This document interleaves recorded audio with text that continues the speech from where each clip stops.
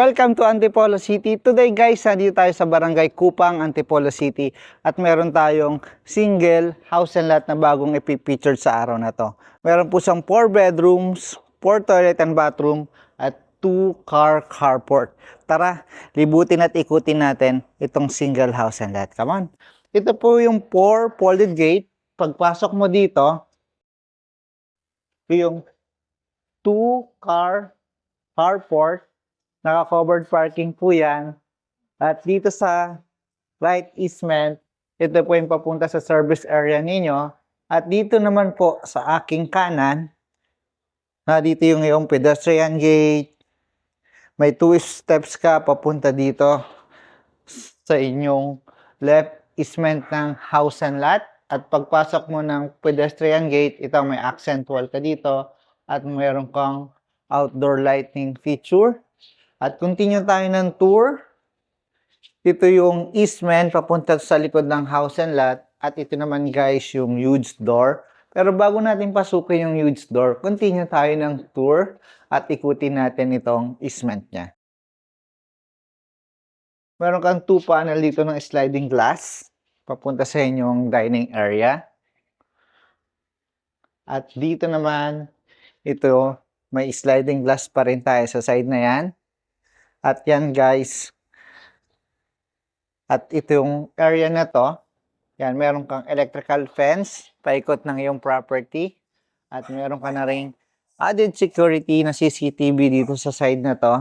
At dito, meron kang ang ganda ng space mo dito sa likod ng property mo. Pwede mo tong gawing, ano ba maganda dito sa dam?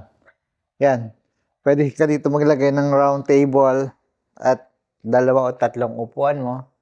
At lagyan mo lang din to ng canopy. Yan, para protection sa init saka sa araw. Pwede mo lang invite yung mga friends dito sa area na to. At yan, continue tayo ng tour dito sa side na to. Ito naman ang inyong service area.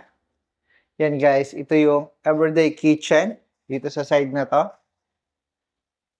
Naka-solid white surface combination ng may mga touch ng gray itong countertop, yung upper cabinet at open shelving. Tapos yung cabinet mo sa baba.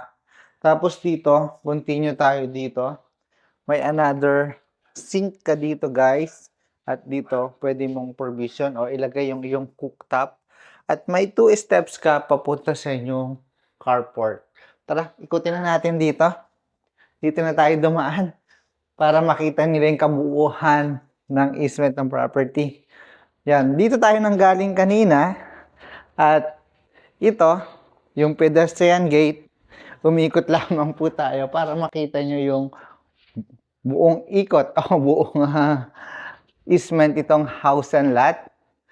At yan guys, itong house and lot na to, boundary po ito ng Marikina Heights saka Kupang Antipolo. Malapit lang siya sa Ayala Malls at ibang commercial establishment dito sa Marikina City. Yan. Guys, ito na yung huge door. Tapos yung handle niya, naka-black mat. Yan, pasok tayo dito sa loob. Pagpasok mo dito, ito yung living area. Pero ipakita ko muna itong side na to. Ito yung powder room. Yan guys. Dito sa powder room mo, naka-pool tiles ito. Yung toilet mo. Tapos yung ganda ng sink, no? Ganda ng pagkaka-finish ng sink nila. Galing. Tapos ito yung mirror, o yung salamin, vanity mirror. And guys, sarado na natin ito.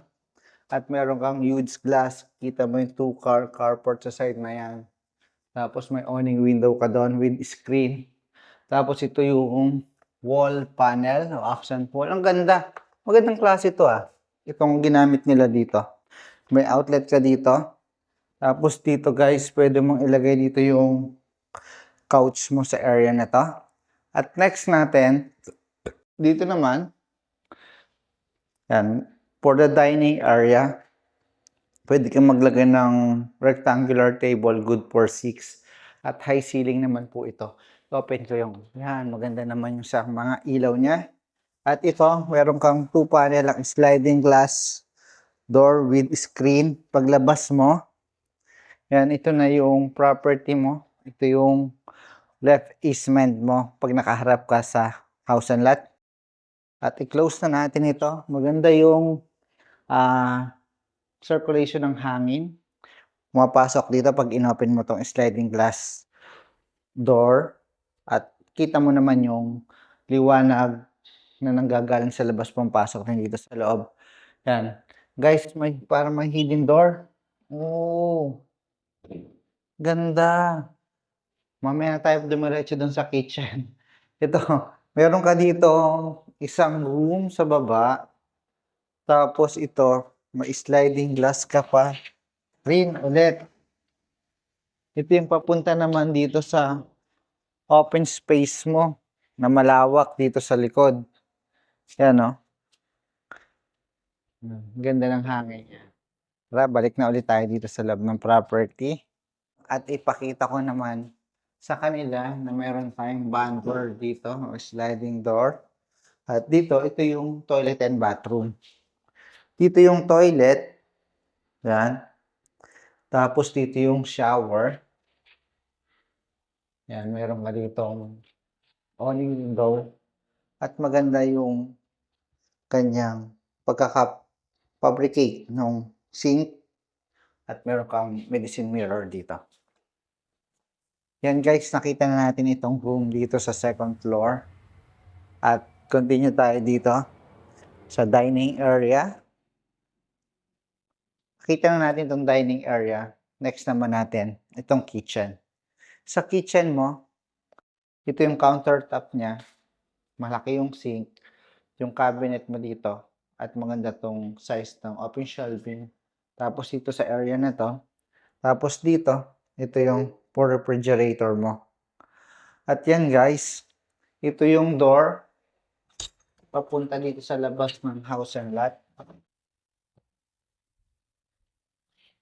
Hindi ko lang paano buksan. Nakalak na. Nakalak din ba sa loob, sa labas? Yan. Tapos, dito ka sa side na to, pakita ko na lang sa kanila yung panel board sa electrical. Ito guys, yung sa electrical niya. Wow, dami niyang breaker Okay to Halos 2, 4, 6, 8, 10, 12, 14, 16, 18, 20. 24 breakers yung na dito. Tapos mayroon siyang nakaabang na 5 kung may paggagamitan pa kayo para sa 5 breaker. Yan guys, nakita na natin itong area na to. Ito naman yung hagdanan papunta sa second floor. Pero meron siyang pwede mo maging storage area dito. Tapos dito, pwede siyang maging or maid's room. Dito. Yan, ito yung maid's room. May kasama na rin po yung toilet and bathroom. Tingnan natin. Pasukin na natin lahat ng sulok ng bahay. Yan, ito naman po yung para sa inyong maid's room, yung shower, yung toilet, saka yung sink.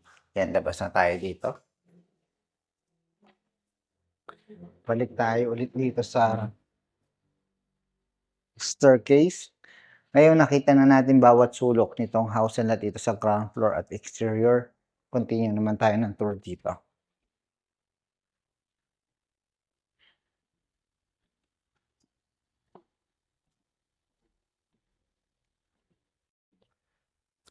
Ang lot area po nito is nasa 180 square meter at ang floor area 176 square meter po ito. Ito yung first bedroom dito sa second floor. Yan guys. Yan. Open natin yung ilaw dun sa side. High ceiling at meron kang mga ilaw dito. Ito yung cabinet floor to ceiling high. Wow, ang laki naman. Ano niya, naka-double sink. Yan. Both side meron kang medicine cabinet at may mirror ka. Yung toilet mo. Tapos dito yung shower. Yan guys. Ito yung shower. Tapos naka-full tiles po ito. Yan. Next natin. Napupuntahan.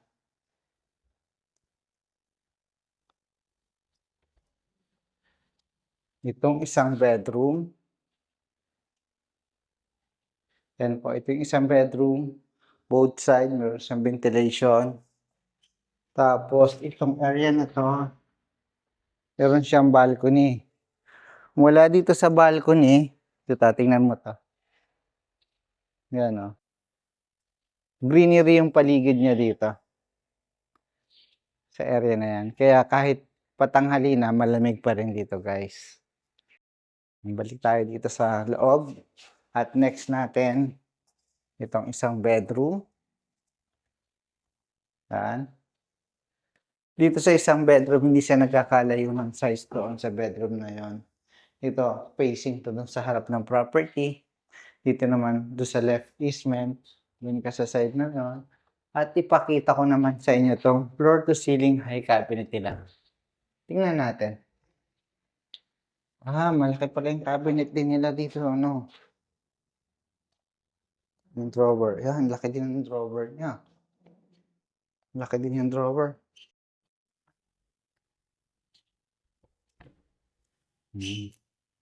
Tapos tayo dito. Punta tayo dito sa hallway. Kung mapapansin natin, yung first bedroom and second bedroom dito sa second floor, wala siyang toilet and bathroom. Ang meron lang sariling toilet and bathroom sa loob is yung master bedroom. Ngayon, ito po yung common toilet and bathroom. Ito po yung sa common toilet and bathroom. Yan, ito yung shower. High ceiling po siya. Tapos ito yung toilet niya dito. At ito naman po yung sa kanyang sink. At solid surface naman po yung ginamit niya dito sa countertop. At ito yung medicine cabinet. Tapos ang ganda ng cabinet niya sa ilalim, no? Yan. Ito yung cabinet niya dito sa ilalim. Maganda siya. Okay?